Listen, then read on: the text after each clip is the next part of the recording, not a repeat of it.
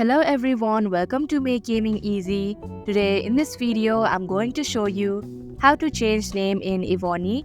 So without any further ado, let's get started. First of all, click on your profile in the top left corner.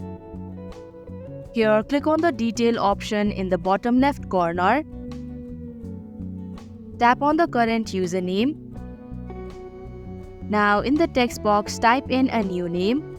After you're done, click on the change button. And if you're sure, click on the confirm button. You'll also have to keep in mind that you must have at least 200 gems in your account in order to change your name. And that is how you can change name in Evony. Thank you for watching Make Gaming Easy. I hope this video was helpful to you. If it was, hit the like button and comment down if you have any questions or feedback. Also, if you are new to our channel, subscribe and hit the bell icon so that you don't miss our upcoming videos.